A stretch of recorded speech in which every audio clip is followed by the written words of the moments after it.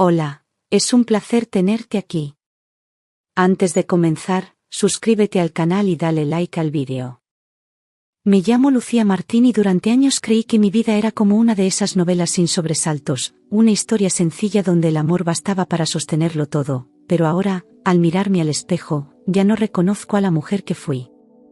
Tengo 35 años, y hace 10 me casé con Javier, un hombre que juró amarme hasta el último aliento, con la voz firme y los ojos encendidos de pasión, frente a Dios y nuestras familias. Elegimos una vida sin extravagancias, un departamento modesto en las afueras, y tardes de domingo con películas y risas compartidas.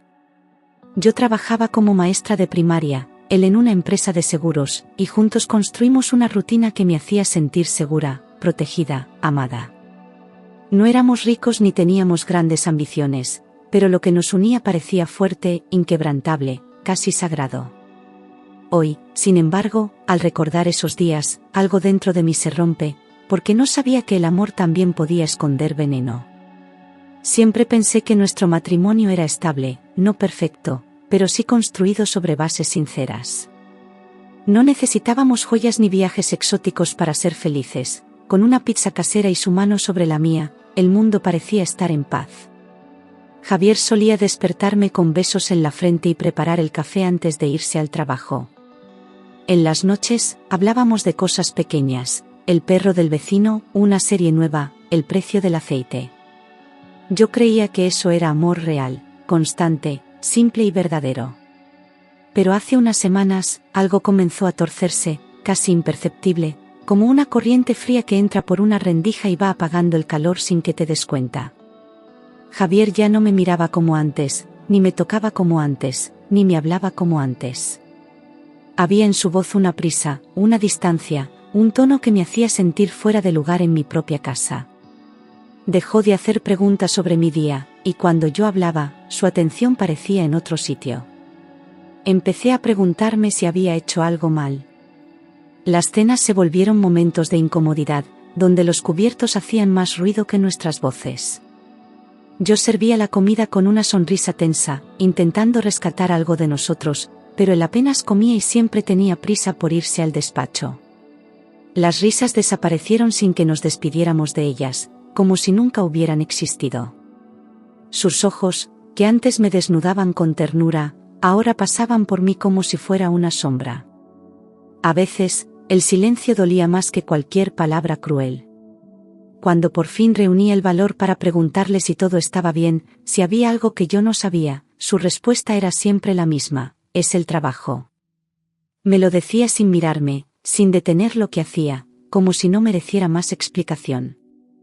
Cada vez que lo decía, sentía que una parte de mí se encogía un poco más.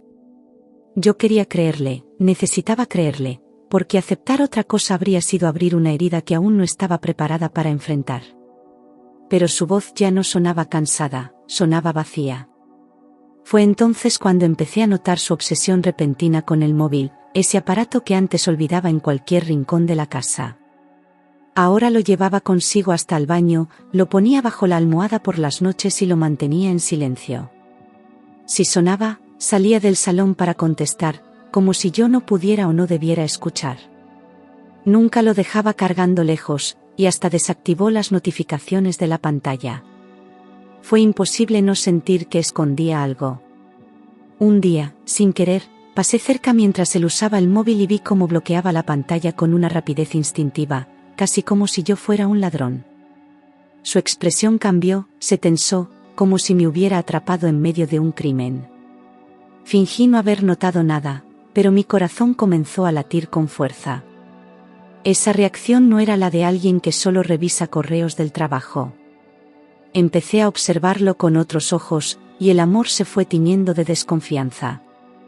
Por las noches, fingía dormir solo para ver qué hacía, y lo vi varias veces escribiendo en la oscuridad, con la cara iluminada por la luz tenue del móvil. Sus dedos se movían rápido, y su expresión era concentrada, incluso nerviosa. No eran correos, ni chats de grupo. Escribía como quien tiene algo prohibido entre las manos. Cuando escuchaba que yo me movía, apagaba el móvil de inmediato. Yo cerraba los ojos, pero el alma se me iba abriendo en dos. Empecé a vivir en un estado de alerta constante, con el pecho apretado y el estómago revuelto cada vez que lo escuchaba llegar. Algo dentro de mí gritaba que aquello no era normal, que no era solo una etapa. Pero, ¿cómo acusar a alguien sin pruebas? ¿Cómo enfrentar lo que no se puede tocar? Lo observaba como se observa a un desconocido peligroso, con cautela, con miedo, con una mezcla amarga de rabia y amor. El presentimiento se hizo parte de mí, como una sombra que no me soltaba. Y entonces, una mañana como cualquier otra, ocurrió algo que cambió el curso de todo. Estaba en la cocina, preparando café, cuando escuché un golpe seco en el suelo del salón. Me asomé y vi a Javier agachado, maldiciendo por lo bajo, con su móvil roto entre las manos. Lo había dejado caer, y al levantarlo, el cristal estaba completamente agrietado. Me miró con fastidio, como si yo tuviera la culpa de que sus secretos hubieran tocado el suelo. El teléfono ya no encendía, ni respondía a ningún botón, y Javier, desesperado, empezó a golpearlo contra la palma de la mano como si eso fuera a arreglarlo. Se puso de pie furioso, murmurando que lo llevaría a reparar cuanto antes. Yo me ofrecí a ayudar, pero me fulminó con una mirada helada. Tomó su chaqueta y salió de casa sin despedirse, dejando atrás un silencio más pesado que nunca. No sabía qué había dentro de ese móvil, pero por primera vez quise saberlo todo. Cuando volvió esa noche, traía el rostro endurecido, las cejas fruncidas y un silencio que pesaba como plomo. Respondía con monosílabos y ni siquiera tocó la cena que le había preparado. Maldijo por lo bajo varias veces, como si el universo entero conspirara contra él. Yo solo lo observaba, intentando descifrar si su enojo era por el teléfono, o por algo mucho más profundo. En su mirada no había cansancio, había frustración, rabia contenida y algo que no quise nombrar, miedo. Al día siguiente, mientras se ajustaba la corbata frente al espejo, me dijo sin mirarme que llevaría el móvil al taller de reparación después del trabajo. Yo asentí, fingiendo que me daba igual, aunque por dentro ya comenzaba a trazar preguntas que no podía detener. Me pareció extraño que no lo hiciera antes, siendo algo tan importante para él. Lo metió en una pequeña bolsa y lo guardó como si llevara un tesoro frágil. Yo ya no tenía dudas, algo en ese teléfono podía cambiarlo todo. 2 días después, mientras yo preparaba clase para mis alumnos, me llamó por teléfono con un tono tranquilo, casi indiferente. «Cariño, no voy a poder pasar por el taller, ¿podrías ir tú a recoger el móvil?», me dijo, como si me estuviera pidiendo pan. Me congelé, porque nunca me dejaba tocar ese aparato ni por accidente. Dudé unos segundos, pero logré decir que sí, con voz temblorosa. Cuando colgó, sentí como el corazón me golpeaba dentro del pecho como un tambor de guerra. Antes de salir para el trabajo, me entregó una hoja arrugada con los datos del taller y me dijo: «No te preocupes, solo diles que eres la esposa de Javier Ruiz». Lo dijo con naturalidad, como si nada importara, como si no ocultara nada. Sonrió de forma forzada, sin mirarme a los ojos, y me dio un beso en la mejilla que se sintió más frío que un adiós. Por primera vez sentí que me estaba poniendo una máscara delante. Y por dentro, yo ya no confiaba en nada. Durante todo el camino hasta el taller, no pude dejar de pensar en lo extraño que era que me pidiera algo así, el que siempre protegía su móvil como si fuera parte de su cuerpo. Me pregunté si realmente confiaba en mí o si no tenía otra opción. Algo no encajaba, algo estaba fuera de lugar, como una nota desafinada en medio de una canción. Aún así, seguí conduciendo, impulsada por una mezcla de ansiedad y una intuición que me gritaba que no diera media vuelta. Era ahora, o nunca. Cada semáforo en rojo parecía una señal del destino, una advertencia que yo no sabía interpretar. Miraba por la ventana y todo me parecía ajeno, como si estuviera en una ciudad desconocida, viviendo una vida que ya no era mía. Llevaba las manos apretadas al volante, como si soltarlo fuera a hacerme caer. Aquel trayecto, que apenas duraba 15 minutos, me pareció eterno.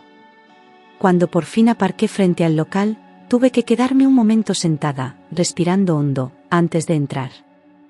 Un chico joven, de rostro pálido y ojeras marcadas, salió del fondo del local en cuanto escuchó el timbre de la puerta. Me miró con desconfianza al principio, como si no esperara a nadie. ¿En qué puedo ayudarla?, preguntó, sin mucha energía.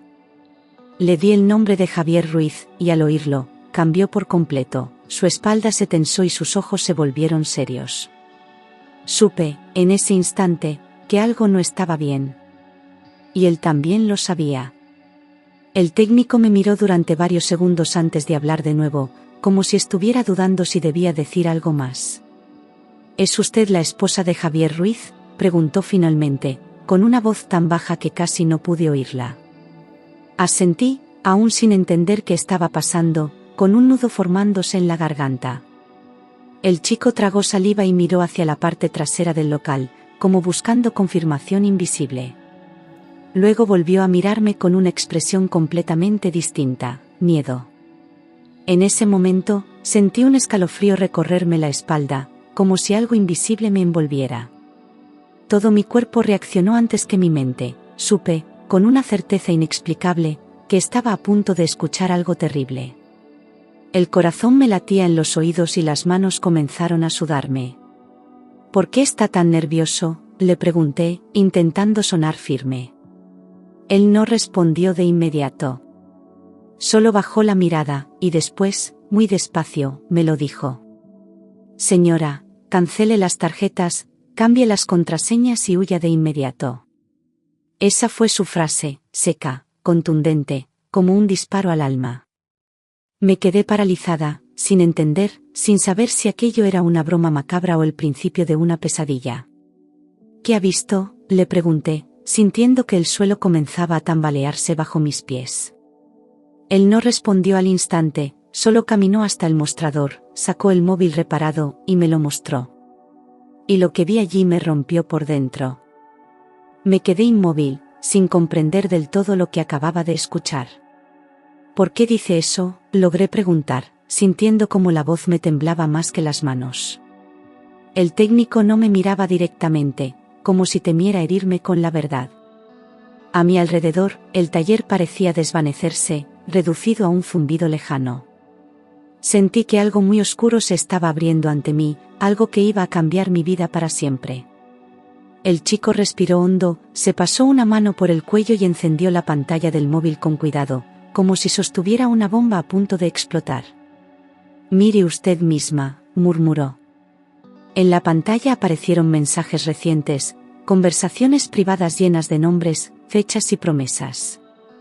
Él no añadió nada, me dejó ver. Y en ese instante, el aire se volvió pesado, y mi mundo comenzó a resquebrajarse. Había mensajes con una mujer llamada Sara, palabras cargadas de pasión y planes compartidos que me resultaban insoportables de leer. Ella le decía que lo amaba, que no aguantaba más, que lo quería solo para ella.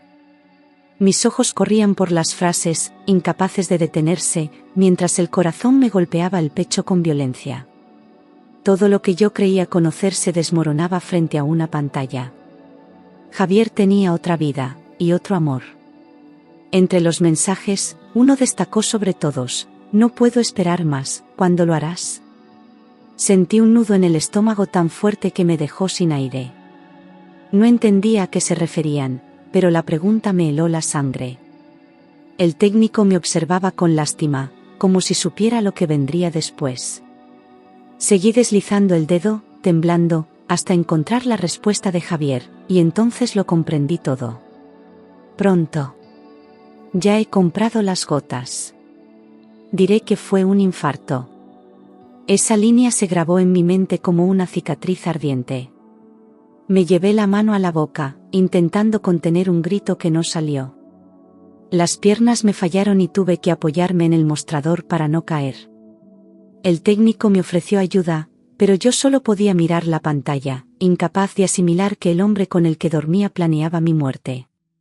Quise cerrar los ojos, pero el horror seguía allí. Sentí como el cuerpo me temblaba entero, desde los dedos hasta la voz. El suelo parecía moverse bajo mis pies, y tuve que agarrarme al borde del mostrador para no caer. Todo giraba a mi alrededor, pero en mi cabeza solo resonaba una palabra: infarto. Quise pensar que era un error, una broma cruel, una conversación sacada de contexto. Pero el miedo no deja lugar para mentiras, el miedo reconoce la verdad aunque duela. El técnico continuó revisando los archivos del teléfono, y entre las imágenes encontradas apareció una fotografía de un documento. «Mire esto», dijo con voz baja. Era una póliza de seguro de vida recién contratada, y mi nombre aparecía claramente como beneficiaria. Noté que el aire se escapaba de mis pulmones mientras leía. Javier había planeado todo con precisión, amor, traición y muerte, en una misma jugada.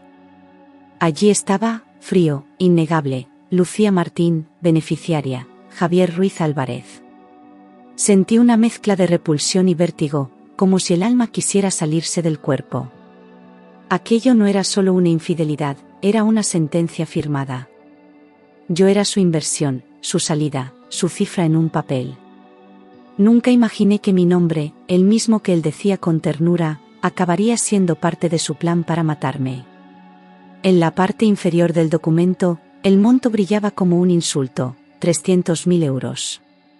El técnico me explicó que la póliza se había firmado hacía apenas 2 meses, y yo recordé cómo Javier insistió en que actualizáramos nuestros papeles, por seguridad. Todo encajaba con precisión enfermiza. Lo había planeado todo mientras me abrazaba cada noche. En ese instante, entendí que si no salía de allí, podía ser demasiado tarde. El chico, al verme pálida y con los labios secos, me ofreció un vaso de agua que apenas pude sostener. Mis manos temblaban tanto que el cristal tintineaba contra mis dedos. Bebí un sorbo y sentí el sabor metálico del miedo en la lengua. No podía pensar con claridad, solo quería correr, desaparecer, borrar cada recuerdo de ese hombre. El técnico me miró con compasión, consciente de que acababa de salvar una vida sin proponérselo. Con las manos todavía temblorosas, saqué mi propio móvil y comencé a fotografiar cada conversación, cada captura, cada prueba que demostrara lo que estaba viendo. El técnico me observaba en silencio, comprendiendo la urgencia de mi gesto. Sentía que si no guardaba esas imágenes, la verdad se borraría con el siguiente respiro. Cada clic del obturador era como una pequeña victoria contra el miedo. Sabía que ese era el primer paso para salvarme. Cuando terminé, apenas pude articular palabra, pero logré decirle gracias con una voz quebrada que casi no me pertenecía. El chico asintió, sin buscar protagonismo, consciente del peso de lo que acababa de compartir conmigo. Le di la mano y sentí su pulso agitado, tan humano como el mío. Me miró con ojos llenos de compasión, pero también de advertencia. En ellos leí que no debía perder ni un segundo más. Salí del local sin mirar atrás, con las piernas rígidas y el corazón desbocado, temiendo que Javier pudiera aparecer en cualquier momento. El aire frío me golpeó el rostro, pero apenas lo sentí, estaba atrapada en una especie de niebla espesa hecha de miedo y urgencia. Caminé rápido, casi corriendo, hasta el coche. No sabía a dónde ir, solo sabía que tenía que alejarme. La palabra huir era lo único claro en mi mente. Conduje de vuelta intentando controlar el temblor de mis manos, repasando mentalmente cada detalle del descubrimiento. Cuando aparqué frente a casa, respiré hondo varias veces antes de atreverme a entrar. Todo parecía igual, como si nada hubiera pasado, pero yo ya no era la misma. Crucé el umbral con cautela, temiendo que él estuviera allí. El silencio del salón se sintió más amenazante que nunca. Sobre la mesa dejé su teléfono reparado, cuidadosamente, como si fuera un objeto contaminado. Quería que todo pareciera normal, que no sospechara nada. Observé aquel aparato un instante, sabiendo que dentro de él se escondía su culpa y mi salvación. Me costó no lanzarlo por la ventana o romperlo de nuevo. Pero la prudencia me mantuvo fría, era mejor fingir que nada había cambiado. Subí las escaleras con el corazón en la garganta y empecé a hacer la maleta sin pensar demasiado. No podía quedarme una noche más en esa casa, cada sombra me parecía una amenaza. Metí lo justo, algo de ropa, mis documentos, el móvil y el cargador. No lloré, no grité, solo me movía rápido, guiada por una calma extraña. A veces la supervivencia no grita, actúa. Cuando terminé de guardar todo, me senté en el borde de la cama y escuché. No había ruido, ni pasos, ni voces. Solo el zumbido del reloj marcando los segundos, como un recordatorio de que debía irme ya. En ese silencio comprendí que el amor había muerto mucho antes de que yo lo supiera. No sentí pena, sentí alivio, era hora de salvarme. Marqué el número de mi madre con los dedos helados y, cuando respondió, no pude contener un sollozo. Mamá, necesito ir a casa. No preguntes, por favor, le dije, intentando sonar serena. Ella percibió el miedo en mi voz y no insistió. Me dijo que me esperaba con la puerta abierta, como siempre.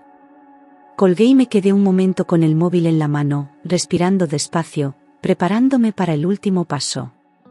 Aquella noche dormí en mi antigua habitación, la misma donde soñaba con un futuro que ahora me parecía ingenuo. Mi madre no dijo nada, solo me abrazó con una ternura que me rompió por dentro. Por primera vez en mucho tiempo, sentí paz, una paz frágil pero real. Sabía que no estaba a salvo del todo, pero al menos estaba lejos de él. Cerré los ojos y me permití descansar, aunque fuera solo unas horas. Al amanecer, sin desayunar siquiera, me vestí y fui directamente al banco. Cada paso era una afirmación, estaba viva, y quería seguir estándolo. Entregué mis documentos con firmeza y pedí hablar con un gestor. No iba a permitir que Javier siguiera teniendo acceso a mi dinero, ni a mi vida. Era el comienzo de mi defensa, el primer acto real de libertad. En el banco expliqué que necesitaba bloquear las tarjetas y cerrar todas las cuentas compartidas de inmediato. El empleado me miró sorprendido, pero mi rostro no dejaba lugar a dudas.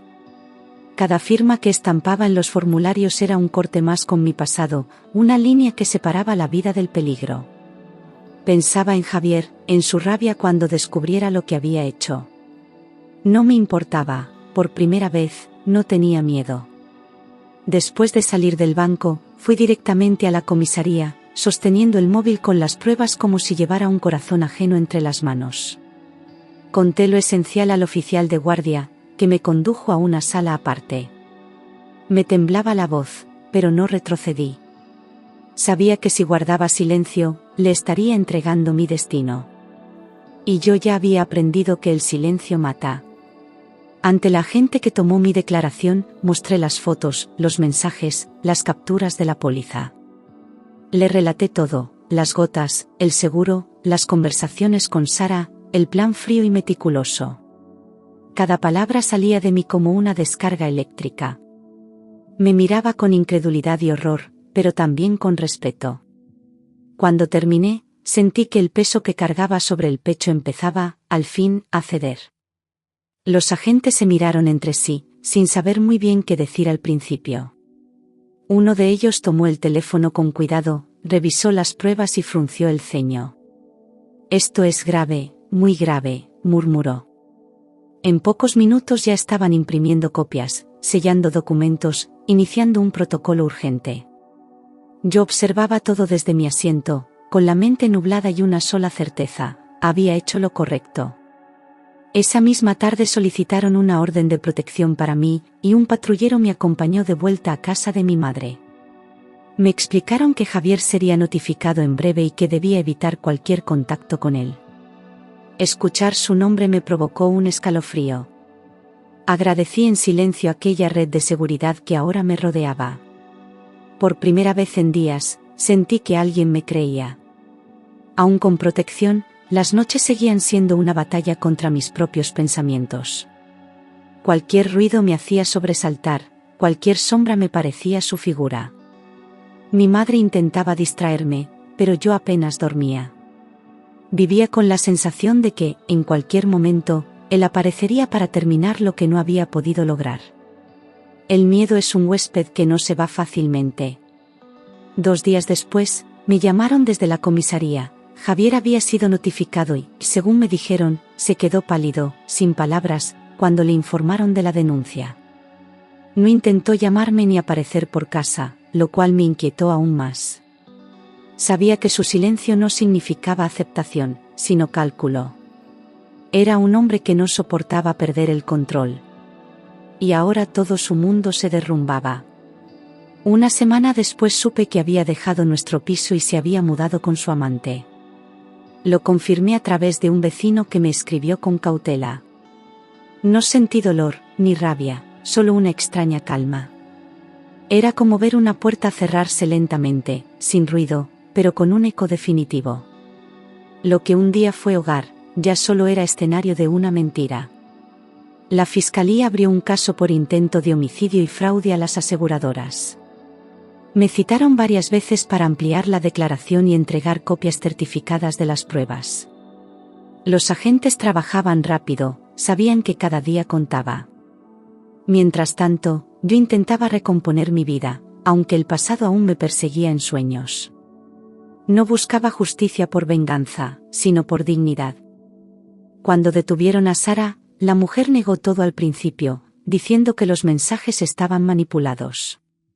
Pero las pruebas eran demasiado claras, y su rostro lo delataba.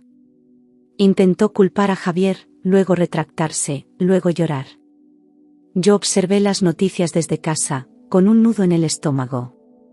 Era extraño ver sus caras en televisión, dos personas que habían compartido mi cama, mis días, mi vida, convertidas ahora en acusados. Cada captura de pantalla, cada mensaje guardado, cada imagen del contrato se convirtió en una pieza clave dentro del caso. Los peritos confirmaron que no había manipulación alguna, y su validez fue incuestionable ante el juez. El teléfono, que un día fue símbolo de sospecha, ahora era mi escudo. Mientras tanto, Javier y Sara se hundían en contradicciones. Lo que intentaron esconder en la oscuridad, ahora ardía bajo la luz de la justicia. El día del juicio llegó como una tormenta contenida. Me senté en la sala con el corazón encogido, rodeada de abogados, funcionarios y miradas curiosas. Javier entró esposado, con la misma camisa que yo le había regalado años atrás, y sus ojos vacíos evitaron los míos. Sara se sentó a su lado, más pálida de lo que imaginaba.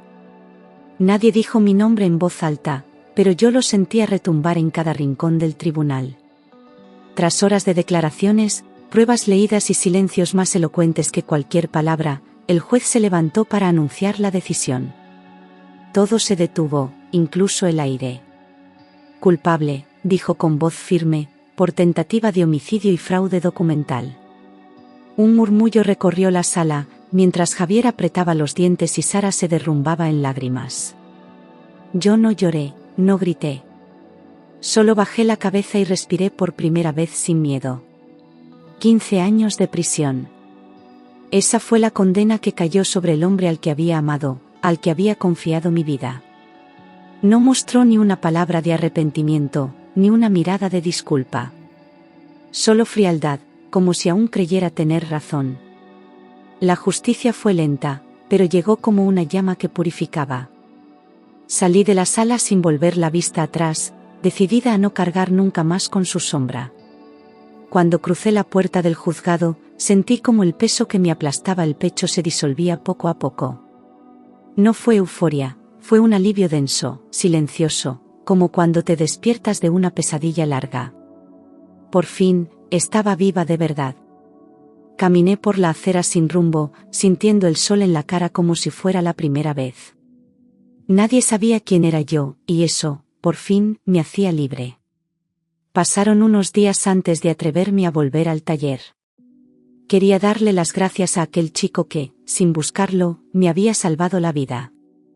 Cuando me vio entrar, se quitó los auriculares y sonrió tímidamente.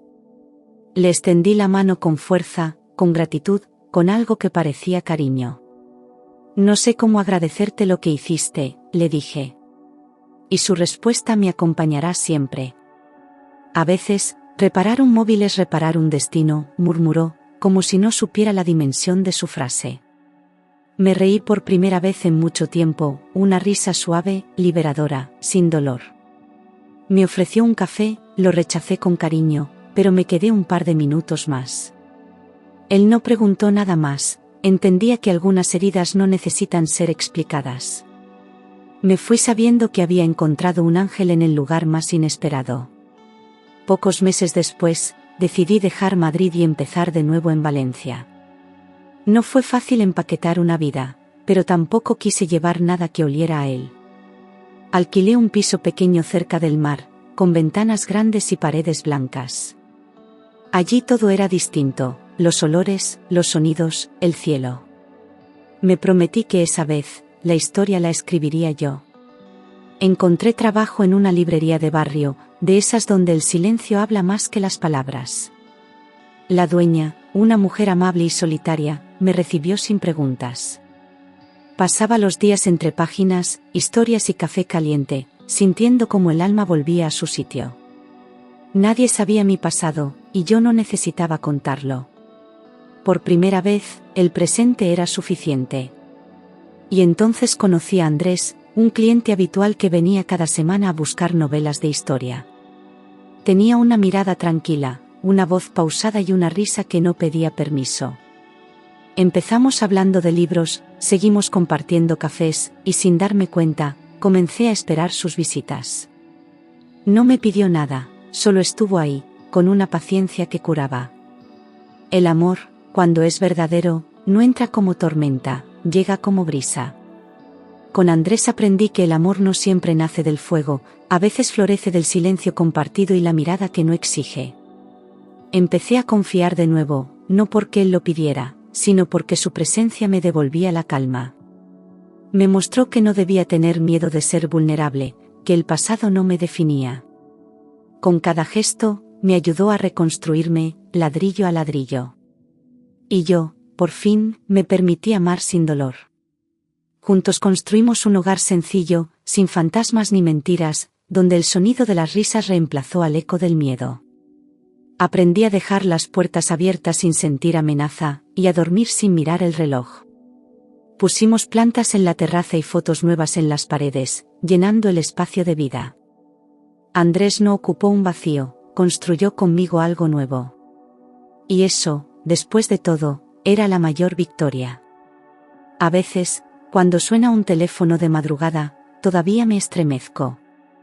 Hay heridas que no se cierran del todo, solo se acomodan en el cuerpo como cicatrices silenciosas. Pero ya no huyo de ellas, las reconozco, las acepto, las abrazo. Aprendí que sobrevivir no es olvidar, sino seguir viviendo con lo aprendido. Y yo he aprendido a no dejar nunca más que el amor me ciegue. Hoy puedo decirlo con la voz firme y el alma en paz, aquel día no solo descubrí la verdad, salvé mi vida. No fue suerte, fue instinto, fue coraje, fue amor propio. El infierno que viví me enseñó a reconocer la luz cuando llega. Y aunque no olvido lo que pasó, ahora camino sin miedo, con los ojos abiertos y el corazón entero. Porque sobreviví. Y eso, para mí, lo cambia todo. A veces me sorprendo a mí misma sonriendo sin motivo, mientras coloco libros en la estantería o limpio los cristales del escaparate. Ya no es una sonrisa fingida ni una defensa contra la sospecha. Es una sonrisa simple, natural, de esas que brotan cuando el alma está en paz. Nadie la provoca, nace sola. Y para mí, eso es una prueba de que he sanado más de lo que creía. He aprendido a caminar sola por las calles sin mirar hacia atrás, sin temer que una sombra conocida aparezca tras un coche aparcado. La libertad tiene un sabor extraño al principio, como si no la merecieras del todo. Pero luego te acostumbras, la haces tuya, y entiendes que vivir sin miedo no es un privilegio, es un derecho.